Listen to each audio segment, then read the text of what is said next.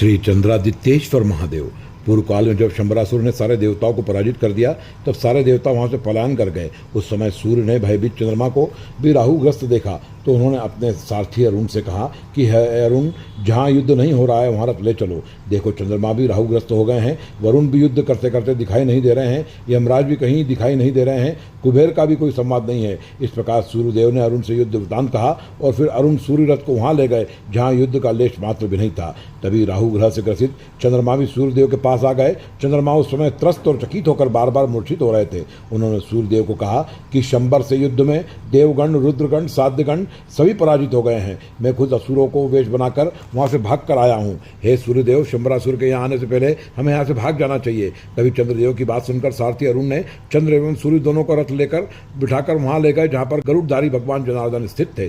भगवान विष्णु के पास पहुंचकर चंद्र और सूर्य उनकी स्तुति करने लगे। तब भगवान विष्णु ने सूर्य और चंद्र को देखकर कहा कि आप तो स्वयं स्तुति के योग्य हैं, मैं आपके लिए क्या कर सकता हूँ। तब सूर्यदेव और चंद्रदेव ने कहा कि हे प्रभु, शंबरासुर ने सभी देवताओं को पराजित कर दिया है और देवताओं की श्री संपत्ति, कांति, शोभा सबका उसने हरण कर लिया है। वह देवता कहाँ गए हैं उनका कुछ पता नहीं चल पा रहा है। वह स्वयं इंद्र बन गया है और उसने अलग सूर्य और चंद्र की रचना कर ली है। हम लोग भी बचते हुए आपके पास पहुंचे हैं, हमारी रक्षा करिए। तब भगवान विष्णु ने चिरकाल तक ध्यान किया और फिर उनसे कहा कि यह शंबरासुर को ब्रह्मा का वरदान मिला हुआ है, इंद्र का वज्र भी उसका कुछ बिगाड़ नहीं पाया, वह सभी देवताओं से अवध्य है। इसलिए है सूर्य और चंद्र, तुम दोनों महाकाल बन जाओ और वहाँ अनंत भगवान श्री महाकालेश्वर लिंग रूप में विराजमान है। उनके उत्तर दिक भाग में कामप्रद लिंग विराजित है। उनके दर्शन मात्र से तुम लोग कृतार्थ हो जाओगे और उस लिंग की ज्वालामाला से इस शंबरासुर का वध हो जाएगा। सूर्य और चंद्र तुरंत महाकाल वन को प्रस्थान करते हैं और भगवान श्री महाकालेश्वर के दर्शन करने के पश्चात उस दिव्य लिंग की पूजन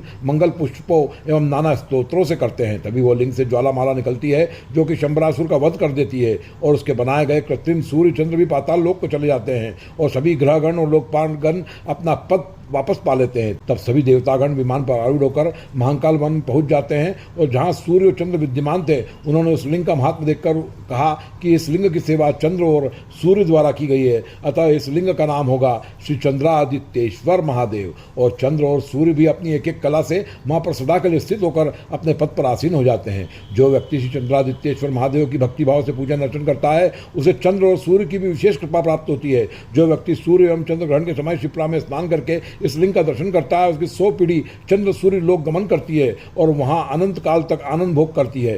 सोमवारी अमावस्या के दिन श्री चंद्रादित्येश्वर महादेव को दर्शन करने से व्यक्ति को कभी यमलोक नहीं जाना पड़ता। वर्तमान में यह लिंग उज्जैन के श्री महाकालेश्वर मंदिर के प्रांगण में जल द्वार के पहले शंकराचार्य मंदिर में स्थित है।